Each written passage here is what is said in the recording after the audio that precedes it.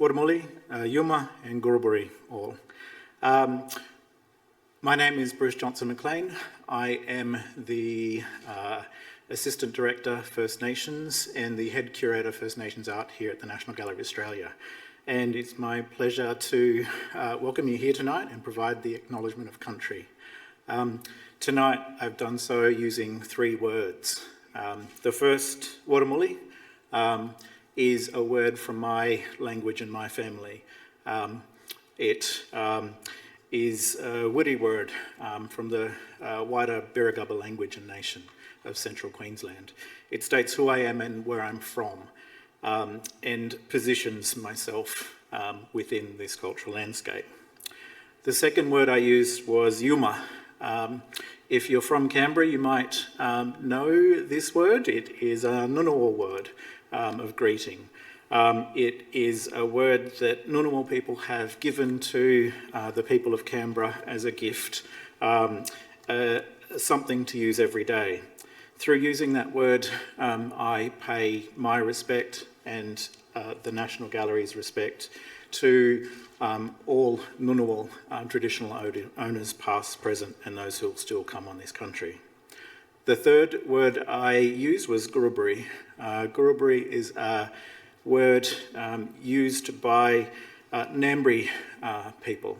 Ngambri are people who also have connections to the Canberra region and also share a lot of language with Wiradjuri people.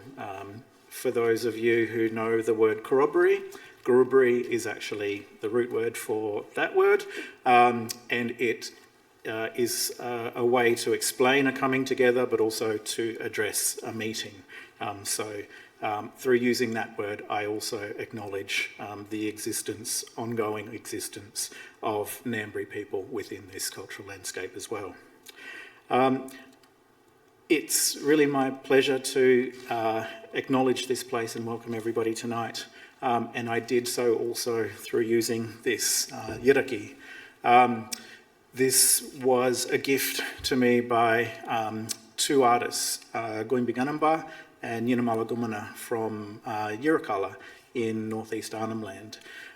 They gave this to me because they knew that I travelled around Australia, around the world, talking about our art and culture, and they gave that to me and told me to play it as another way of bringing our living cultures to life wherever we go and in whatever we do.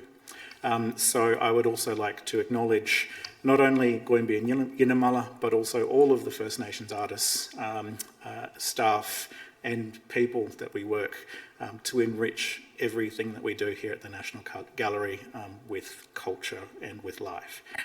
So in saying that, I'd like to give you another language word, Binbi Uninda. In my language, that means thank you very much. And I would like to introduce Gallery Director Dr. Nick Mitsevich to continue the proceedings. Binbi, thank you.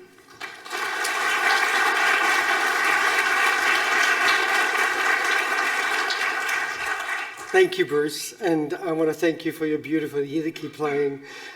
It always captures the room and holds you and reminds us the power of First Nations culture.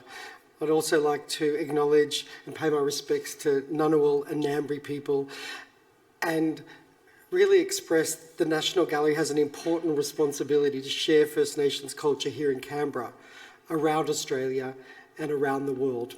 And we look forward to continuing that as we open Emily Naware tomorrow. It's my pleasure to welcome you to the 2023 Betty Churcher Memorial Oration, and a special welcome to audiences across Australia who are joining us this evening online. The Betty Churcher Memorial Oration was first established in 2020 to honour Betty's legacy and amplify the voice of leading women in the arts who have inspired us through their creativity, their inclusiveness, and their engagement in the arts.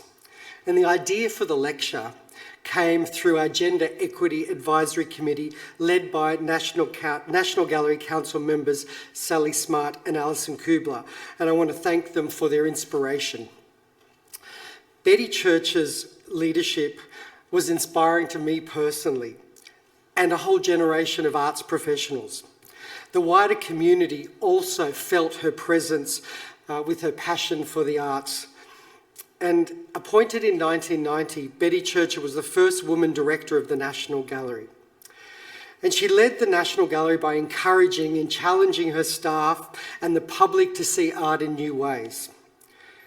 As an eminent art educator, she elevated learning and public engagement during her tenure. And during her 7 years as director, Betty brought the world's best art to Australia, and she dedicated her time to bringing major touring exhibitions into Australia, and this gained her the nickname Betty Blockbuster. One can only wish to have a nickname like that. Major exhibitions under Betty's leadership included Rembrandt to Renoir, the Age of Encore, and Rubens and the Italian Renaissance, to mention 3 of a dozen during her tenure. Her aim was always to give people confidence to enjoy art, to see its relevance and broaden its impact on Australian culture. And Edmund Capon, the former director of the Art Gallery of New South Wales, summed her up by saying, "Betty embraced both the scholar and the public at large, and she never discriminated between the two." Another highlight of Betty's tenure was the insightful and poignant 1994 exhibition, "Don't Leave Me This Way, Art in the Age of AIDS," the first exhibition in the world to tackle the challenging topic of HIV/AIDS. Betty was brave and ambitious, and she was most admired.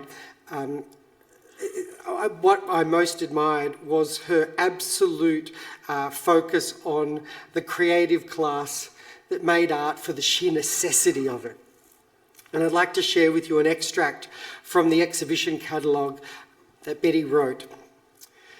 She said, "I'm well aware that many people will feel that this is an unusual project for the National Gallery of Australia to undertake. A book and an exhibition on a topic that most would rather not think about, much less confront so directly. From my perspective as director, Don't Leave Me This Way, Art in the Age of AIDS reflects our commitment to Australia's premier art institution, presenting a series of exhibitions and publications which mirrors the collision of contemporary art with the essential fabric of life at the close of a troubled century. This program is designed deliberately to encounter the often held belief that contemporary art is inevitably abstracted and alienated from everyday life. Nothing surely could be further from the truth." Quite extraordinary she made that statement, and it has such relevance today. Betty's forward-thinking in her leadership set the National Gallery on a path that we're proud of today. And like Betty, I believe that art should be shared with all Australians and reflect our community and the concerns of our society. What better way to talk about the world than through the eyes of an artist? I'm so pleased tonight also that Betty's family can join us, and I'd like to particularly acknowledge Betty's children, Ben, Paul, Peter and Tim and their families for their support in bringing this initiative to fruition. And how fitting tonight to have an inspirational leader join us like Maria Balshaw. The Director of the Tate. Maria was appointed in June 2017 and she became the first woman to hold this position like Betty Churcher. Maria champions inclusivity, and under her leadership, the Tate has reframed its global context. And Maria's approach has furthered the mission of inclusion and equality, which has led the Tate to connect with a wider, more dynamic audience. The Tate has never been so relevant, so popular, and so insightful in harnessing the issues of today through the eyes of artists. Prior to her position at the Tate, Maria held a dual directorship of the Whitworth Art Gallery and the Manchester City Galleries. And through her dual directorship brought two institutions together with a historic and modern collection, really amplifying its impact. Maria is chair of the National Museum Directors Council in Britain, and she also is a member of the Women's Leaders in Museums Network and also a member of the influential BIZO group of leading world global museums. In 2015, she became a member of the Order of the British Empire for exceptional service to the arts. I've long admired Maria's leadership and the work that she's undertaking in the Tate, certainly elevating the climate crisis, gender equity and decolonisation, to mention three very serious issues, is something that we're also inspired by. And the synergies working with the Tate and the National Gallery seem to be such a great partnership, given our shared concerns and the way that we want to elevate the voice of artists. So please join me in welcoming Maria Balshaw to the stage.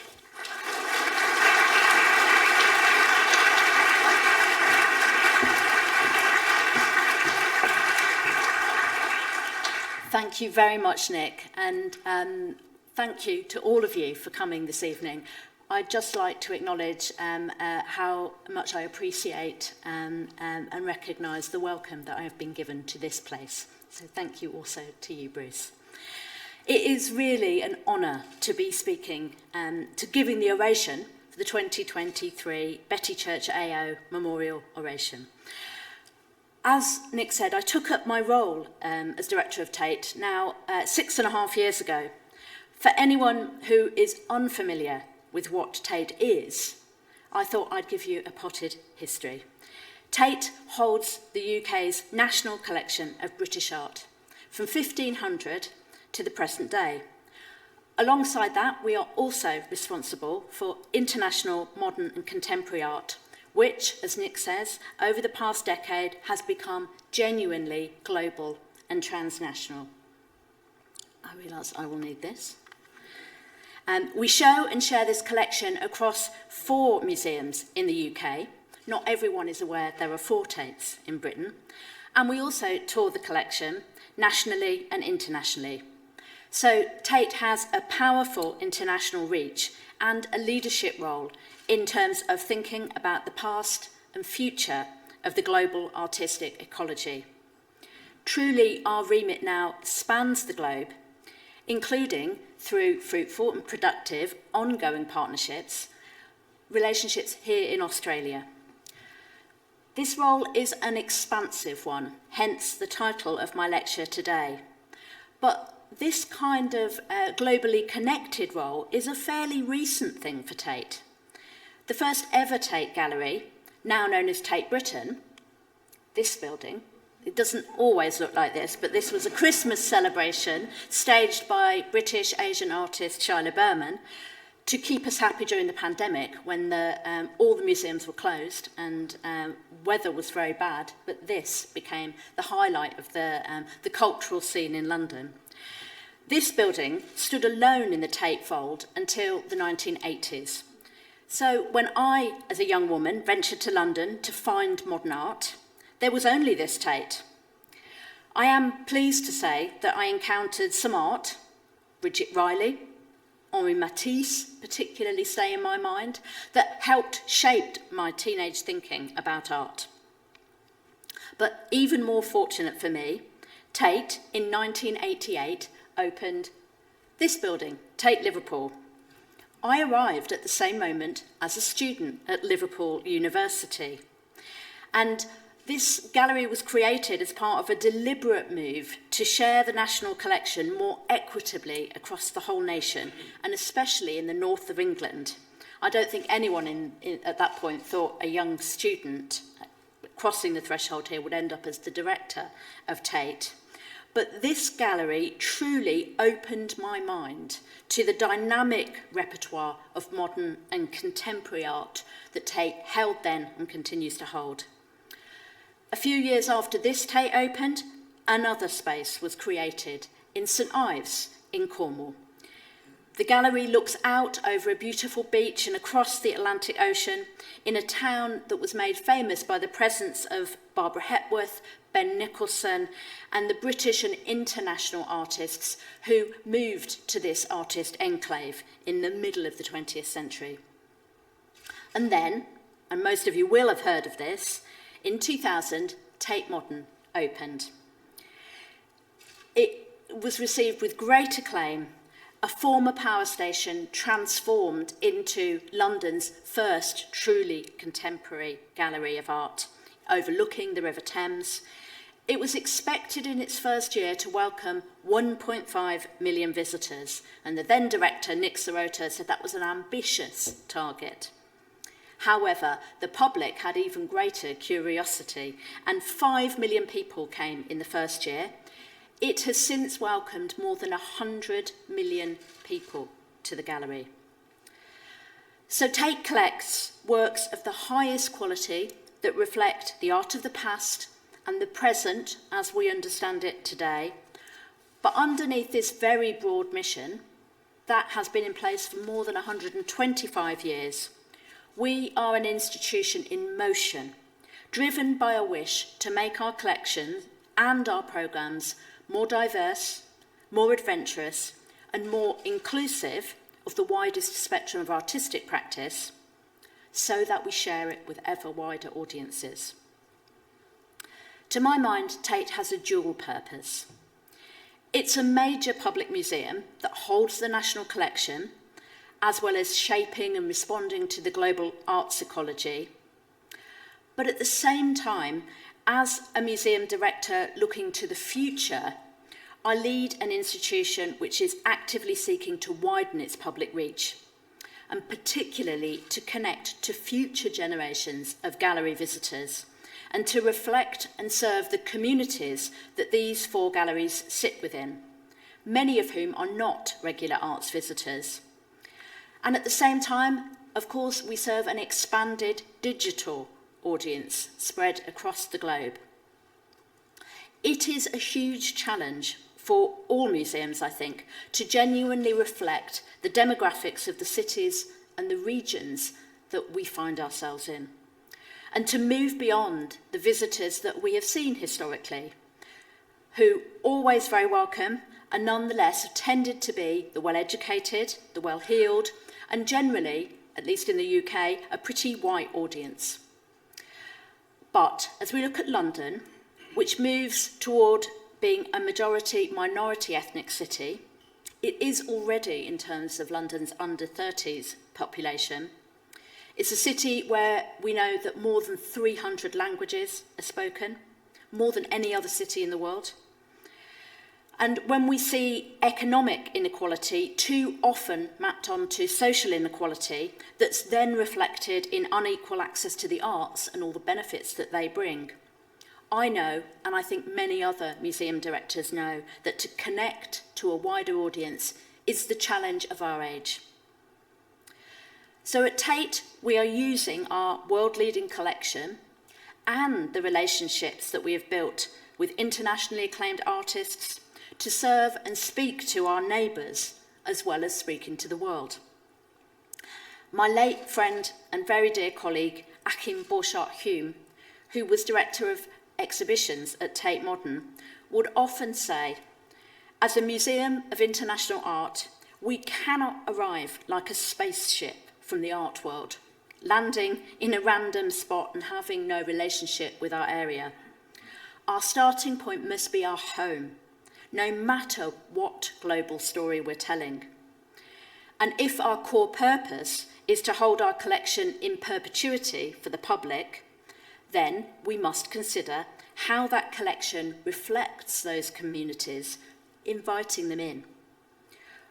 What this really depends on is finding ways to demonstrate in concrete terms how our institutions and our collections can connect to a wider public meaningfully. I was presented with an extraordinary opportunity not long after I joined Tate by the Turner Prize-winning, Oscar-winning film director and artist Steve McQueen. Steve had long carried with him the germ of an idea about creating a school photograph of London. Knowing the considerable logistical hurdles in finding a way to do this across the 33 different boroughs in London, Steve rather cannily approached me, presenting me with an idea that I felt Tate could not turn down.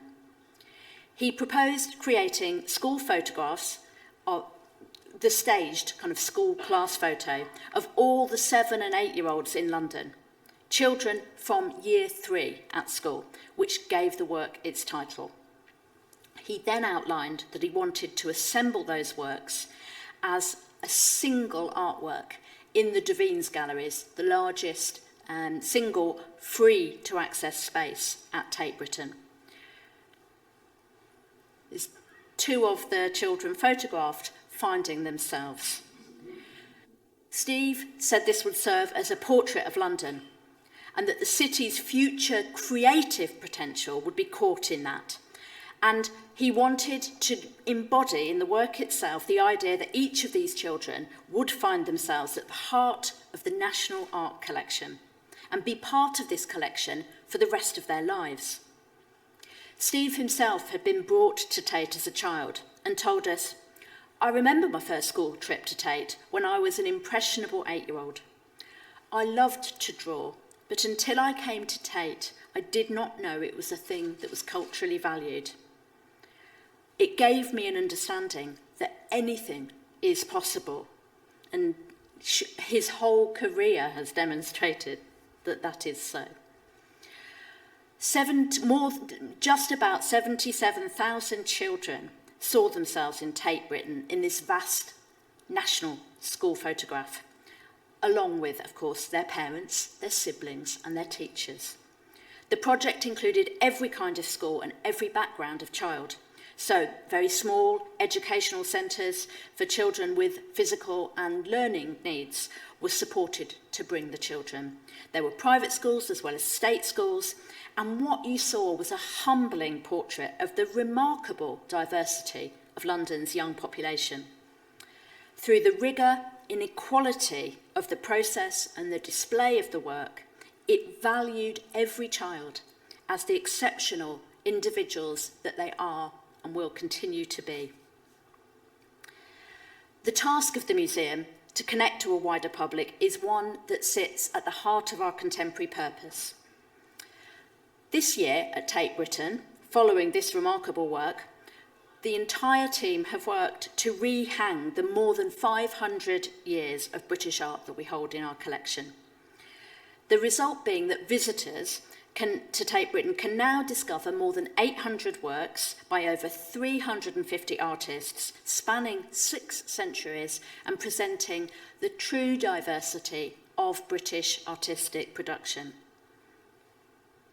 These are just 2 rooms, one from the past and one very close to our present. Of these works, 70 of them have entered the collection in the last 5 years alone. These acquisitions deliberately brought into the British collection to extend and diversify the canon of historic and modern British art. So room by room, the visitor travels the world as it reflects on the UK's interdependency and connection to a global story of transformation and change, moving us away from a narrow and nationalistic island history. For every British artist who spent their life in Britain, there is one shown who was born elsewhere or whose identity is cross-cultural. This is a wonderful room of Aubrey Williams' works. The history of museums, when we look at it as a form of cultural infrastructure, is of course intrinsically linked with the systems of power and influence that prevailed when our institutions were founded. If we are to genuinely expand and diversify our audience, we have to tell a more inclusive story. Last year at Tate Britain, Life Between Islands, a game-changing exhibition, was developed by director Alex Farquharson with his team. It presented 70 years of intergenerational culture, experience and ideas by British Caribbean artists.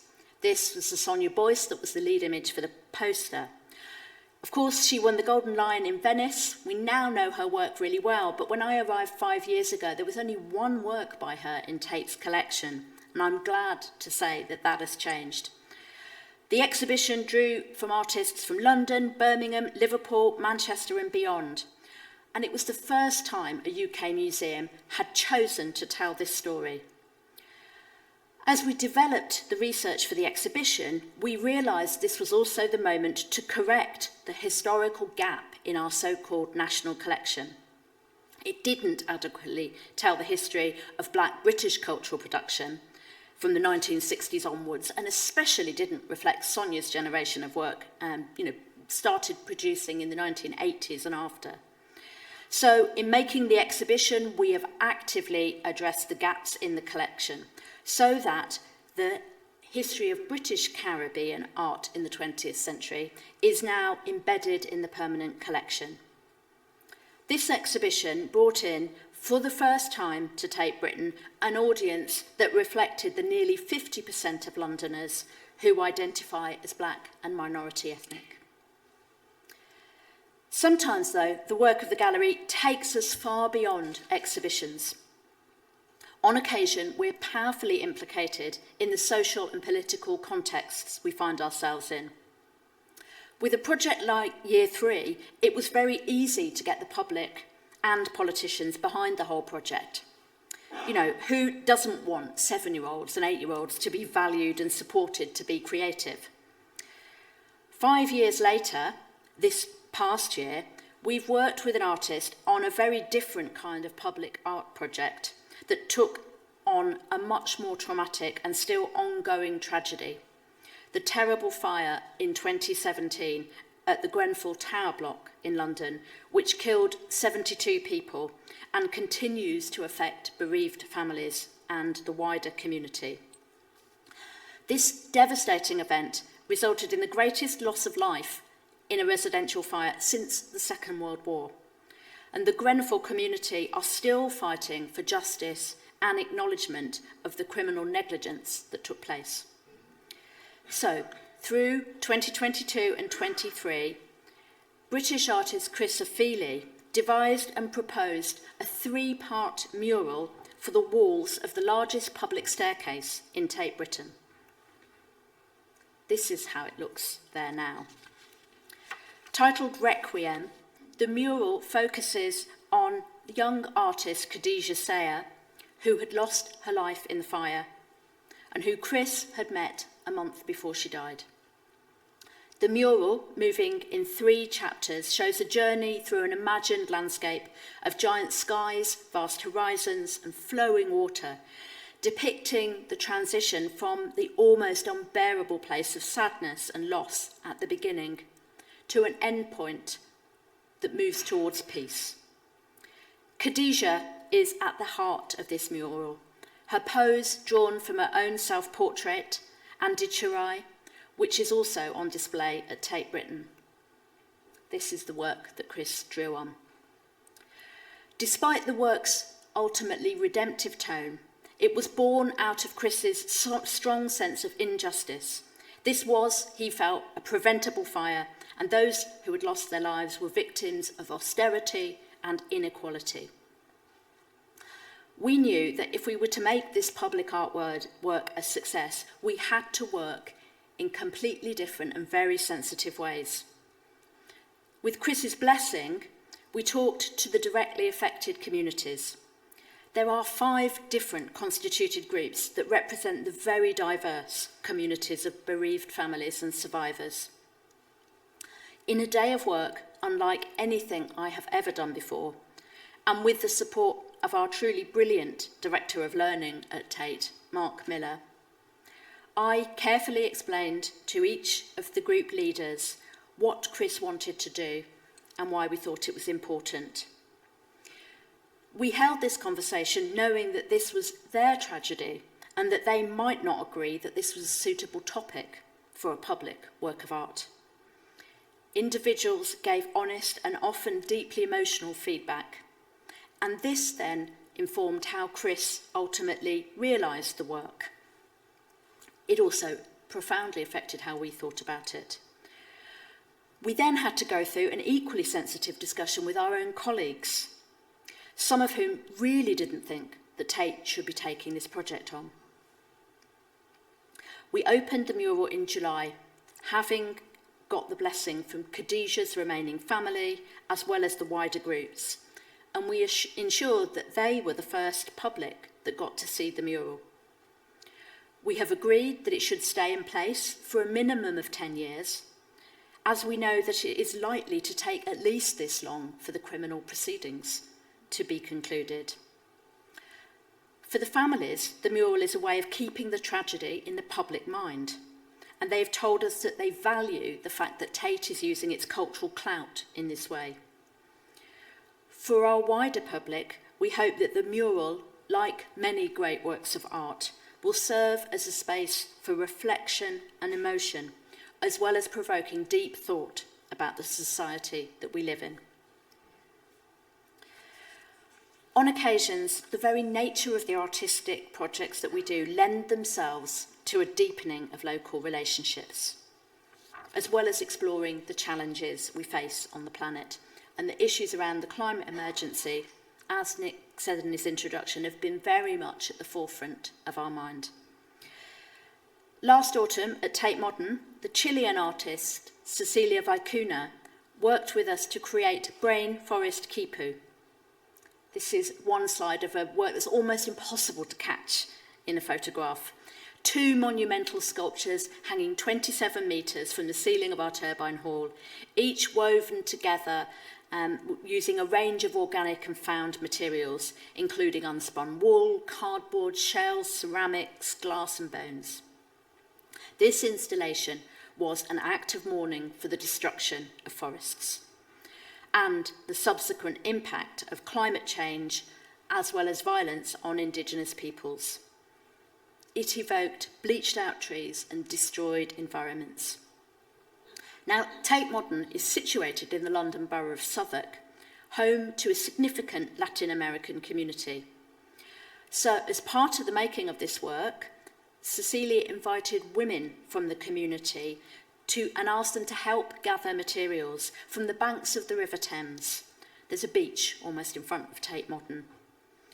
She incorporated their objects into the sculpture, and once it was made, she invited the participants and the wider community to sing the work into being, invoking the spirit of her ancestors and her community of origin, and connecting people in London to that community and to the spirit of her ancestors. Then, the following day, in a rather more activist mode, she convened a public day of protest and mourning about the climate and nature catastrophe, bringing nearly 2,000 people into the turbine hall. So the creation of the artwork became simultaneously an act of creation of community, forging new connections that we hope will be lasting. Work like this has long happened up in Tate, Liverpool. We have been leaders there in creative learning within the community from the very day we opened our doors, at a time when the whole city was recovering from civil unrest, high unemployment, and a real sense of challenge. The gallery, over the years, has played a key role in the city's cultural regeneration, placing art at the heart of civic life there. Sometimes this is simple and joyous. So, this is the Liverpool Mountain by Ugo Rondinoni. It stands outside Tate, Liverpool. It's become a local landmark, one of the most Instagrammed artworks in Tate's collection. But in other work, we try very directly to tackle the acute social challenges that exist across our local communities in Liverpool and wider Merseyside. So colleagues in Liverpool have connected to that other great Scouse cultural passion, football. And I have to say, I went to Liverpool University because I supported the football team, which just shows you how foolish 18-year-old thinking is. But football is really important to this city. So the team up in Liverpool have developed an arts and sport-based mental health and literacy programme called Tackling the Blues. Some of the young people involved you can see here. The Blues is the nickname for Everton, not my team, but, you know, I'm very pleased they work with us anyway. And Tackling the Blues has supported thousands of young people across Liverpool who are experiencing mental illness. And the work is ongoing to continue to support them to thrive as citizens of that fine city. Liverpool is also, historically was, the UK's most important port city. And so, of course, it is also a point of arrival from migrants from all over the world. This still happens almost as vigorously as it did through the 18th and 19th century. And earlier this year, Tate Liverpool's participation in the Liverpool Biennial reminded us of the internationalism of our local community. We showed recently acquired work by Salvadorian exile artist Guadalupe Maravilla. This is the work in Liverpool. Guadalupe was one of the many thousands of children displaced and made stateless by the civil war in El Salvador, finding its way across the border into the US as a child. His work addresses this displacement and also constructs a regenerative, healing mode of art practice. These works are both sculptures and performance tools. They can be worn, and the gongs create sound baths that aid healing. The practice itself played a large part in Guadalupe's own recovery from serious illness. In creating the right context for the work in Liverpool, Guadalupe spent time in the city and connected to a group of displaced migrants who worked to co-create a wall mural tracing their personal journeys to Liverpool.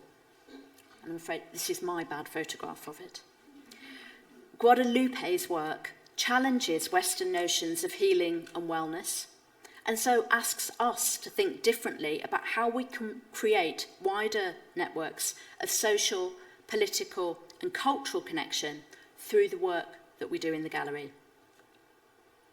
And down in Cornwall, links to the local community are just as vital. St Ives is both a summer holiday destination, a place of considerable privilege for many, but then in the wintertime, also a rather isolated coastal community with deep local deprivation. It was created as a gallery to respond to the legacy of the artists who had made the town its home. And so from the very beginning, we wanted to honour community at the heart of the gallery.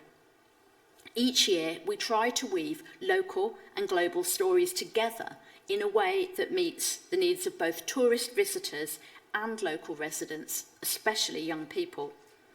So right this week at Tate St Ives, artist Ro Robertson has been in residence and will open a show that shows the outcome of that time, making work that is locally rooted but internationally significant, centred on heritage and place, but through a contemporary lens. Ro has combined drawings made on the beach at St Ives with sculptures created in the nearby studio. This is just one excerpt of the work. They hadn't finished installing it, so I didn't have anything more than that. They use automatic techniques to draw freely and unconsciously, reflecting the improvisation of the sea and the chance compositions it leaves behind, whilst the sculptures are cut and welded from steel to reflect the movement of the artist's body. Rose says the work addresses the idea of existing in between, the meeting point between mind and body, body and land, land and sea. And they describe the work as occupying a place outside the rigid binary structures I've learned to otherwise bend myself around. I embody this as a tactic against being deemed against nature as an LGBTQ+ person and being considered at odds with the environment around me. So Rose's work opens in the gallery this week on the other side of the globe, so perhaps we can think about the oceans that connect us as a circulating force for the exchange of ideas and for reframing the relationship between art and the world. As we do this, we create a larger space for artists to work in, and we offer the possibility that those who have for so long been bent out of shape can find a more expansive space to unbend. All of these examples speak of the possibilities that emerge from building a rooted sense of locality and community alongside our internationalism. There are other strands of work at Tate that speak of change that I want to highlight. Since I arrived, I've been accelerating the necessary work to increase the representation of women artists in the collection, along with LGBTQ+ artists, black artists, artists of colour, those who identify as disabled or neurodiverse, and artists who come from First Nation or Indigenous cultures. I want to speak first a bit about gender equity. In many ways, because I am so impressed and inspired by the National Gallery's Know My Name campaign, which, as you will all know, celebrates the work of women artists and their contribution to Australian cultural life. Here, in 2019, the gallery was honest enough to acknowledge that only 25% of its Australian art collection and 33% of its Aboriginal and Torres Strait Islander art collection was by women artists. It's a disparity that is just too common across public museums, including at Tate. This resulted in them establishing the gallery's first guiding principles for gender equity. Betty Churcher would be proud. Tate is similarly committed to improving the representation of women artists in our programmes and in our collection. For the first time, the last 2 years have seen us purchase more work by women artists than men, including a younger generation of female artists such as Rachel Jones. This is a huge painting, really wonderful. She's one of a new generation of London-based abstract painters from the still fantastic London art schools, and this brilliant texturally dynamic canvas is part of the 2000s room in the Rehang at Tate Britain. But in a nearby room, we can draw a line from Rachel, still just about in her 20s, I think, one of the youngest artists in the collection, all the way back to artist Joan Carlyle, the one on your left here, who painted this portrait of an unknown lady in 1650. Carlyle is thought to be the first woman in Britain to have worked as a professional portrait painter in oil, though for a long time her works were assumed to be those of a man. Tate acquired it in 2016 and accelerated research on the representation of women throughout British art history. So the inclusion of women from the beginning of the collection starts to rewrite the stereotypical view that women didn't paint until the 19th or even the 20th century. My favourite example of this is Mary Beale, the work on the other side here. Mary was the driving force of a husband and wife studio established in 1671 in Pall Mall in central London. Far from being the lesser partner, while Mary painted, her husband Charles, who she did a really very fine portrait of, primed canvases, procured art supplies and kept the books. She made money from her work and was feted as a society portraitist. Just last week we were considering, this is confidential by the way, this wonderful work, which we hope to bring into the collection, and our research tells us was created as a commercial commission and sold for a considerable sum. So a woman making her living through art in the 1650s. So like at the NGA, this is all an ongoing research project and historical reconstruction work that will run for many, many more years, so that we are able to tell a richer, more rounded and more interesting version of our distant past, as well as our own era. But I'm pleased to say this sense of expanding histories also applies to our more recent past. The exhibition Women in Revolt opened at Tate Britain just a few weeks ago. The screaming housewife is the lead image. It places centre stage the work of politically engaged female artists working between 1970 and 1990. They are artists who challenged British culture and paved the way for future generations of artists, curators and directors of museums. myself definitely included. This is a history from outside the art establishment, and it chimes with my own experience of growing up in the 1970s and 80s in a working class family outside London. I saw some of the work in this exhibition on protest marches, in community centres, in feminist magazines, or on the covers of really amazing singles by feminist punk bands like The Slits. I did not see that work in museums or in galleries, and so, like many young working class women, I didn't really feel I very much belonged in those kinds of high cultural spaces. Until far too recently, many of these artists have never shown their work in public museums. Even in 2023, it was the first time for many of the more than 100 women included in this show. The exhibition spans the very widest definition of feminist activism. It ranges from popular culture. This is Linda, who did record covers as well as films, standing with her work. Anti-Thatcher protests, I remember this very well. The women's anti-nuclear campaign at Greenham Common, where these extraordinary banners were made. Black feminist protests, like this brilliant work by Marlene Smith. But also conceptual work. This is Susan Hiller. And socialist feminist critique of how women's experience was still marginalised even within anti-capitalist protest.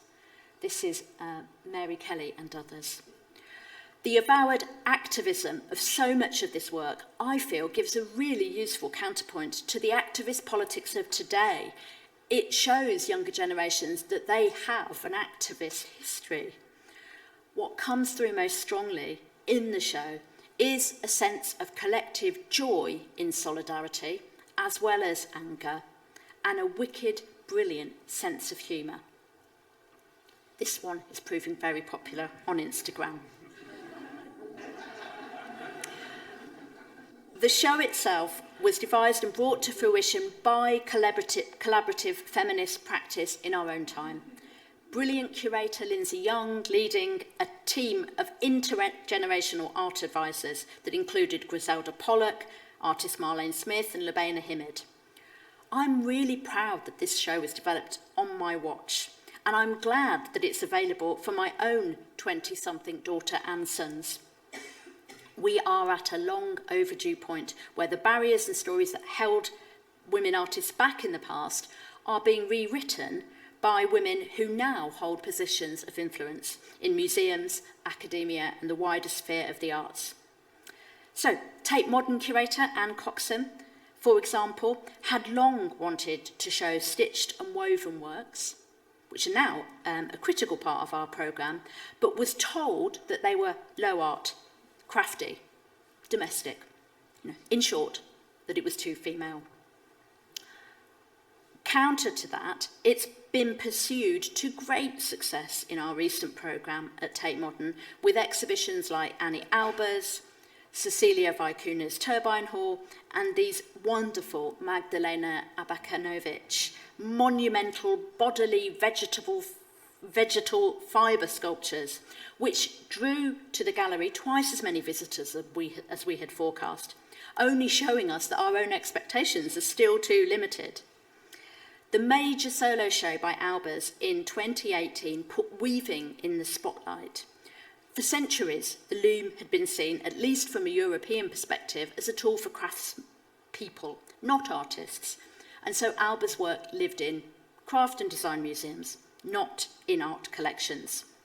Tate Modern's exhibition challenged these perceptions by exploring Albers as the highly original abstract artist that she is, someone vital to the history of modernism and who continues to inspire generations of artists.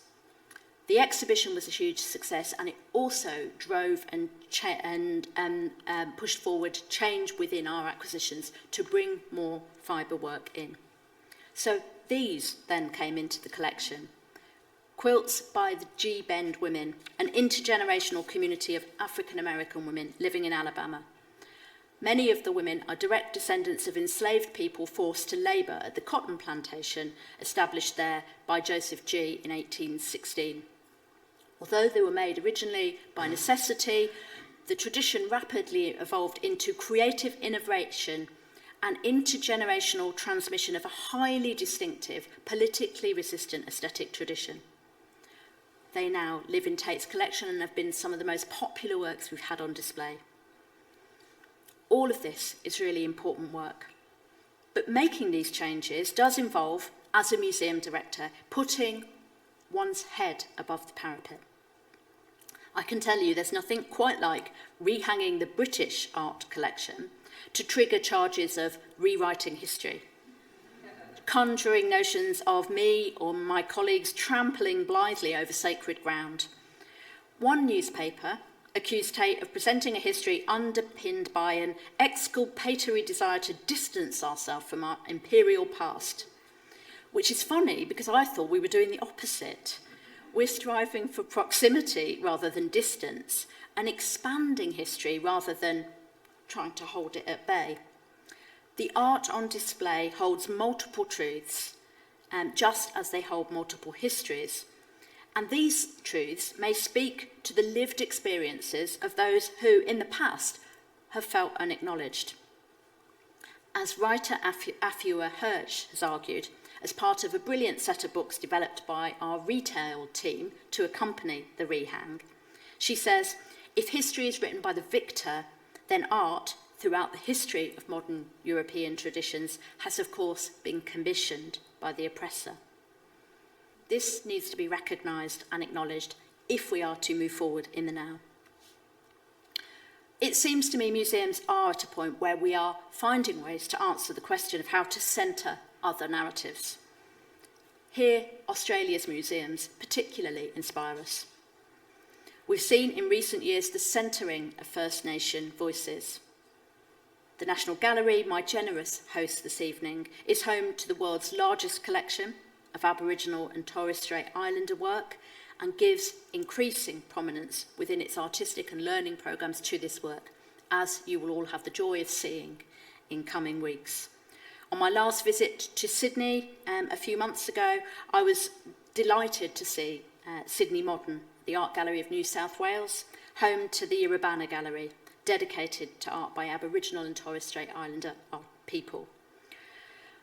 At Tate, we're also indebted to the work of the Museum of Contemporary Art Australia, who've worked with us since 2015 through a joint acquisitions programme supported by Qantas, which has allowed the two institutions to jointly acquire 35 works of art by 24 leading contemporary Australian artists, including work by leading Aboriginal artists. These works were shown at Tate Modern in spring 2021, when we opened A Year in Art, Australia 1992. This is just one of the rooms. The starting point for the show was the Mabo decision of 1992, and through the varied works acquired, it directly addresses questions of land rights, social equity, police violence, and the struggle around the right of First Nation peoples to assert unique connections to and custodianship of the lands of their ancestors. We showed the works as contemporary artworks, consistent with Tate's wider approach to the display of transnational and transcultural art forms, acknowledging First Nations art has its own dynamic history, presenting a generative alternative cosmology, time and space, which has also been significantly impacted by the trauma and violence of colonisation. We wanted our audiences in London to be aware of these multiple perspectives and to their centrality to thinking about cultural identity in Australia today. The show included this work, the first bark painting to come into Tate's collection. It included work by Emily Ingware, as well as younger generations of Aboriginal artists like Yoni Scarce or this Tracy Moffat. Free to access, this exhibition based on our collection could not have been more impactful, was seen by more than 1 million people in the year that it was on show. But building this collection, and indeed making that exhibition, took significant institutional change. Bark painting, along with other Aboriginal craft materials and artworks, have been historically categorised as ethnography and craft, placed outside the Western canon of art, certainly within UK and Europe. When I arrived at Tate, I acted to shift any lingering traces of this problematic categorisation. It's just like the categorisation of craft as not art. These kinds of inherited categories define knowledge and status within our institutions and reinforce prejudices and inequalities, so they have to be faced down and changed. And for this reason, we follow our Australian counterparts and now explicitly recognise collecting and work by First Nation and Indigenous artists as a critical priority for our collection. At this year's Frieze Art Fair, just a month or so ago, we acquired this work on bark cloth by Peruvian artist Santiago Huaracani. Like the Guadalupe Maravilla work I mentioned earlier, this work forms part of a healing, regenerative arts practice that expands our knowledge and thinking about the world. The research we're doing to help develop these things also allows us to extend specialised curatorial focus. We have funding now for an adjunct curator role in First Nation and Indigenous art. Kimberly Moulton was appointed in the role. Yes, I am very delighted. A Yorta Yorta woman from Australia, whose, as many of you will know, whose extensive curatorial work includes 17 exhibitions with Museums Victoria. Kimberly is not on her own, however. She is part of an expanded network, coordinated group of global curators at Tate who reside in their continents and their countries and help us pioneer transnational work, changing what our institution looks like on the inside as well as what we share with the public. So this has implications across all of Tate. In February next year, we will see the UK's first large-scale work by a Sami artist, Uti Peski, a visual artist whose practice is deeply connected to her land, a region that is now divided between the nation-states of Norway, Sweden, Finland and Russia. She's gained recognition for exploring the spiritual relationship between humans and their environment, posing questions around traditional knowledge and Indigenous people's rights. She'll put down roots with us in Cornwall, as the artist whose work is shown there so often do, staying in residence to make work in collaboration with the local community. As we rethink our approach to the Indigenous works coming into our collection and programmes, and think to change who works for us, as well as changing our public, we're also thinking through the very routes and means by which we acquire works so that they become more inclusive. The acquisition model at Tate, like any major museum like us, has been straightforwardly transactional. You know, a Western capitalist model where we buy things and then keep them forever. And this itself doesn't sit so well with artists whose long care and stewardship of their land, their belief systems and their culture is based on non-ownership thinking. So we had to go on a journey to work with the artist Edgar Kellel, a Maya Cachaquel artist from Guatemala. This is his work, now in Tate's collection, called The Echo of an Ancient Form of Knowledge. In this, the rocks are altars, the fruit and vegetables placed upon them, sourced from the local area, cut in a ritual conducted by a member of the Cachaquel community in order for the work to be deemed complete. His work evokes a connection to his ancestors and pays homage to the local Indigenous communities within Guatemala. So it's an offering to those artist ancestors. When he installed the work with us in Tate Liverpool, came to the gallery and activated the work by cutting the fruits, burning incense, conducting a ceremony, somewhat to the alarm of some of the conservators. But we had to change our rules of engagement and behaviour in order to create the right space for the work. And then, in creating the acquisition agreement, working closely with the artist, we developed a new model for custodianship. So rather than owning this work, we are now its custodian for 13 years, a number of great significance in the Mayan calendar, after which a new agreement will be made, either to renew, to pass it to another institution or return the work to the earth. We didn't pay the artist for the work, rather we paid a donation towards the community for their ongoing stewardship of the land and the way of life. This was honestly a momentous shift for our organisation. It took agreement by all of our trustees, and we had to propose a change in our governance rules with government.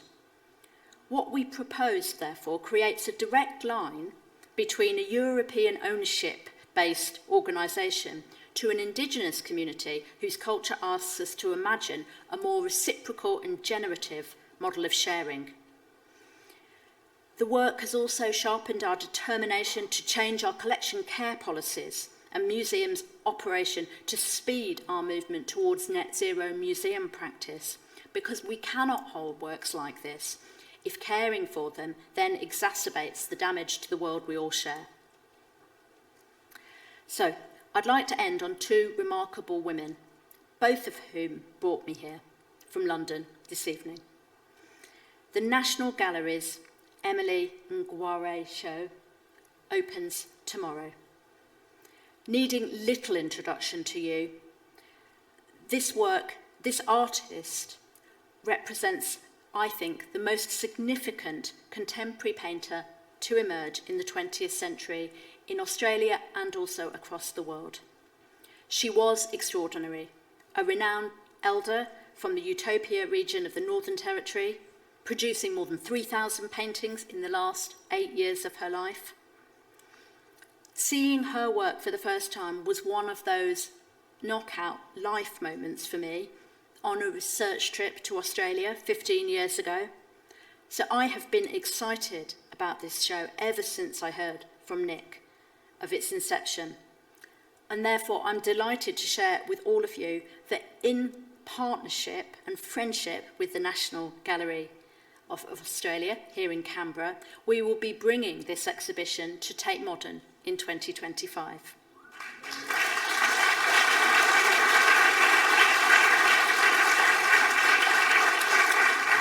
It's a vital thing for us to do. It will be the first large-scale showing of Ngware's work in Europe.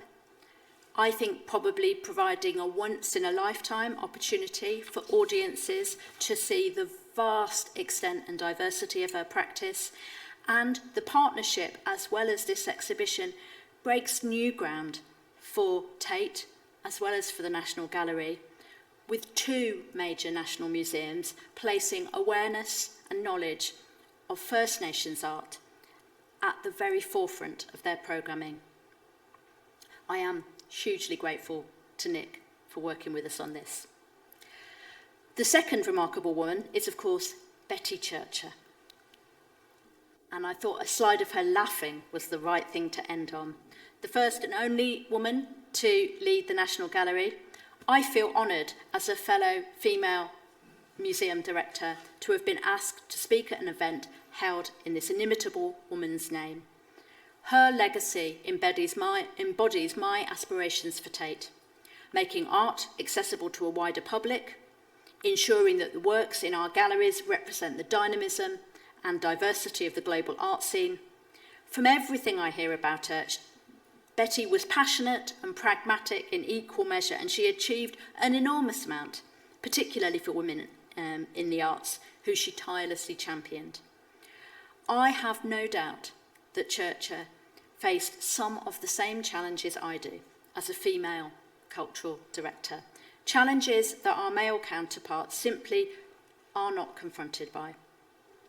Perhaps this is why Betty, as I have done, forged her own mode of leadership that could be described as traditionally female, but in fact should be seen as the compassionate, relational, people-centred leadership that is needed for the challenging times we all live in.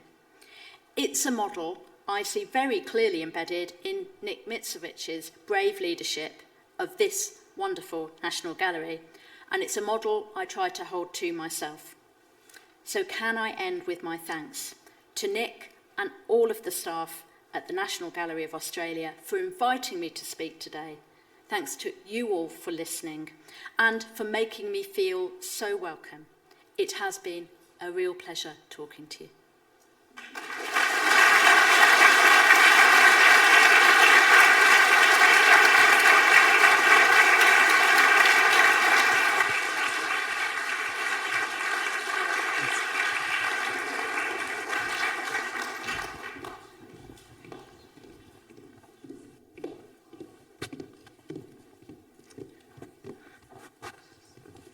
Wow, I feel exhausted. Thank you so much. It's such an inspiration to hear about putting action into the community, connecting with people. So many elements are redefining what a 21st century art museum looks like. And we're so privileged to hear about the work that you and your colleagues have done across Britain, across the world. And thank you for so generously agreeing to answer a few questions in the next few minutes. We've got about 5 or 6 minutes left, and we've got a couple of questions that we've got from either online and from the room. So we might start with the first question that we have. How do you see the role of Tate evolving into the future? Well, I mean, I could speak for far too long on that, but I think the answer is that to remain a relevant art museum or cultural institution, you have to be in a process of evolution. So the things that I can see coming quite soon are that Tate Liverpool, after all that amazing work and 35 years, has just closed, because we've been able to draw money from central government to support the ongoing levelling up of our country. You know, life outcomes and economics in the north of England are still nowhere near the south, and that has to be addressed. So a 2-year renovation will completely transform the building so that we can meet the needs of the community better and open up the whole lower level as a kind of living room for Liverpool. So the team there have wanted to work in that way for years, but limited by their spaces. The other really exciting thing is that this point in time means that we can make Liverpool net zero, drawing on the water that surrounds the whole building, rather than old-fashioned gas and electricity-fired boilers.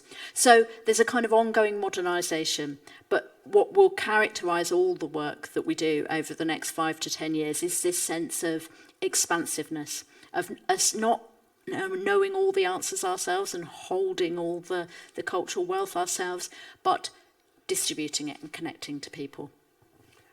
Be exciting to watch as it evolves. There's a question here that's very close to my heart and very close to some of the things that we want to look at. How does the Tate work to support small and remote galleries across the country? We've just recently announced sharing the National Collection, and at the moment our Claude Monet's Haystack has helped the Tweed River Art Gallery increase its attendance figures since it was launched by 60%. So this is a question and an idea that I think is interesting to our audiences, particularly given that Australia has so much distance. Yeah, well, UK, much smaller country, but things are distributed very unevenly across the country. So over the last 10 years, we've built a network called the Plus Tate Group, not Tate Plus, but Plus. They lead rather than us, and there are now 55 galleries across the 4 nations of the UK, some in very remote locations like Stromness or Llandudno or others down in Cornwall, and they have privileged access to the collection. But the key thing I find, and I feel this very keenly because I came from a regional gallery to the national space, often those institutions know more than we do. They certainly know their local context more. So we've really tried to shift the balance of power so that the work that circulates through Plus Tate or is distributed through our Artists' Room, which is our touring programme, does share the collection, but it's driven by the ideas and needs of those that really know the locality, and that we have to be humble as the national institution in that context, because we're big and powerful, but that means that we don't see in the same way as a small and more agile place would. So I think the really interesting thing is how much we learn, as well as how much we share. I think the idea of the Tate being humble is such a dynamic thing to work with regional galleries across the country. We've got one more question, and it's a question that I glanced at the screen and it put a smile on my face, because it's a question that very few people ever ask. And so I'm going to ask it of you. What is the most enjoyable part of your job? Well, the absolutely correct answer would be doing talks like this. There are other aspects that I love, though. For me, always learning from artists. And in the role that I have now, I don't get enough time to do that. I'm kind of happy to say that on the record. Every hour I have spent with an artist in my career has changed the way that I think, not just about their work, but about art in general, and more often about the world in general. So I think we're lucky to be in roles where we're always learning from the artists we work with, the curatorial colleagues that we have the privilege of working with. And it's that creative learning aspect of my job that gives me the most satisfaction. What a beautiful way to finish tonight. I want to thank you for being so generous, so thoughtful, and actually inspiring us to think more broadly about what it means to visit, to run, to manage, and to inspire cultural institutions in the 21st century. I hope Betty would have been proud to be here tonight. I know I feel really proud to be able to share your vision with our audience here in the Fairfax Auditorium and our audience across Australia. Thank you very much for your support, and please join me in thanking the extraordinary Maria Balshaw.